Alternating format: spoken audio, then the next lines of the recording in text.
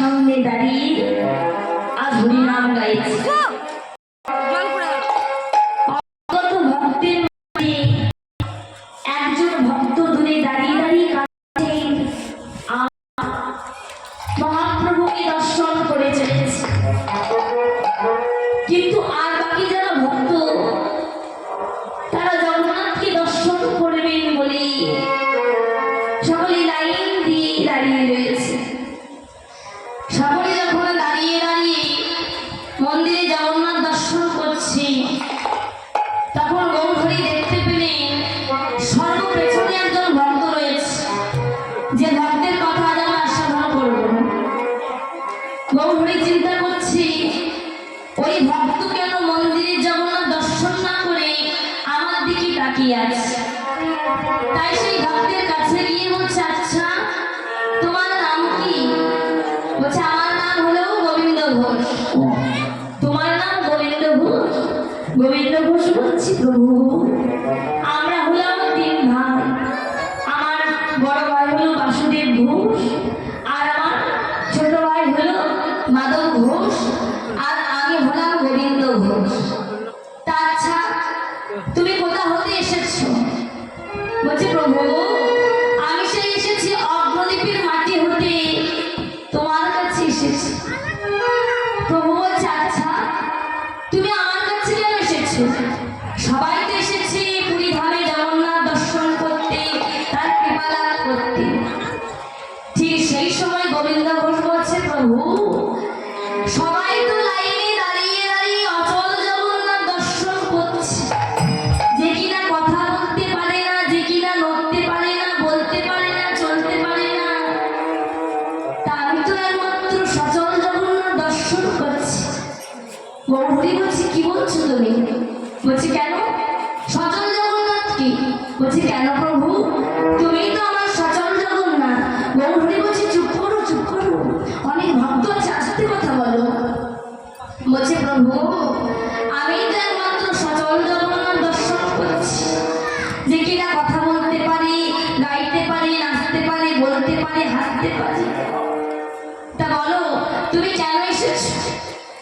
গোবিন্দ ঘোষ বলছে, প্রভু আমি এসেছি কেন জানো? আমি এসেছি তোমার সঙ্গ লাভ করতে। যেই না বলছি তোমার সঙ্গ লাভ করতে এসেছি, মহাপ্রভু বলে বললেন, শোনো গোবিন্দ, আমার সঙ্গ লাভ করা কিন্তু এত সহজ ব্যাপার নয়।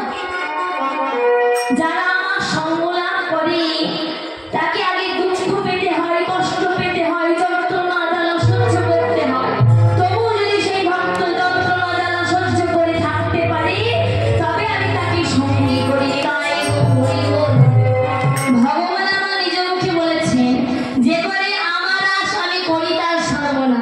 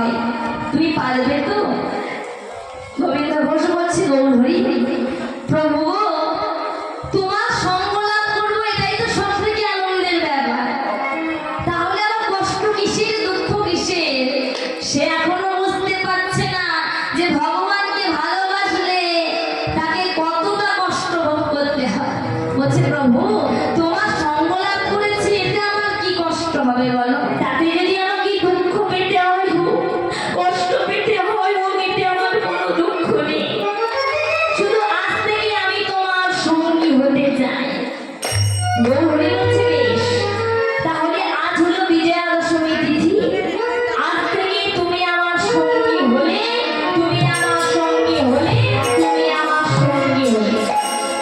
যেই না বলেছে তুমি আমার সঙ্গী হলে, এমন সময় গোবিন্দ ঘোষ আনন্দে লাম মেরে উঠেছে, গৌর হরির সঙ্গী হতে পেরেছে।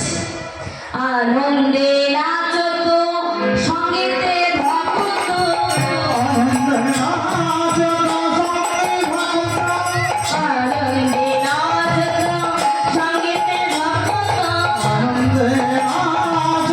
সঙ্গীতে ভক্ত, গৌরাঙ্গ সুন্দর নাম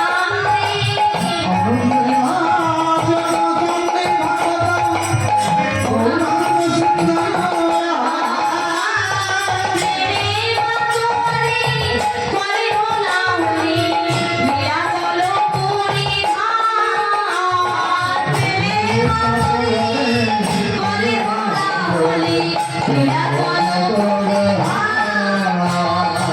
লীলা চলে কি আনন্দ, লীলা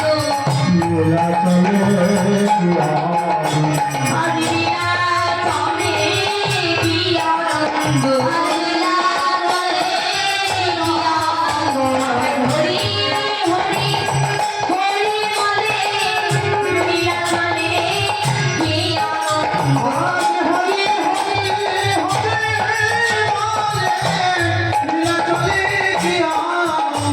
হরি হরি হরি হরি হরি বলে লীলা চলে কি আনন্দ, লীলা চলে কি আনন্দ, লীলা চলে কি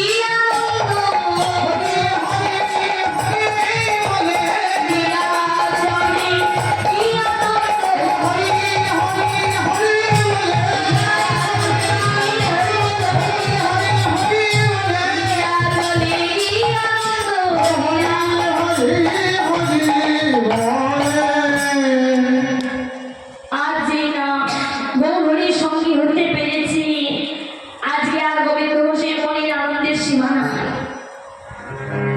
আর মহাপ্রভু বলছে শোনো শোনো গোবিন্দ, তাহলে আজ থেকে আমি যা করব তোমাকে কিন্তু তাই করতে হবে। বলছে হ্যাঁ গৌরী, আজ থেকে তোমার যখন সঙ্গী হয়েছি, তুমি যা করতে বলবে আমি তাই করব। শ্রীকৃষ্ণ চৈতন্য মহাপ্রভু বলছে তাহলে আমি এবার যাবো তীর্থ ভ্রমণে, তা তুমি কি আমার সঙ্গে যাবে?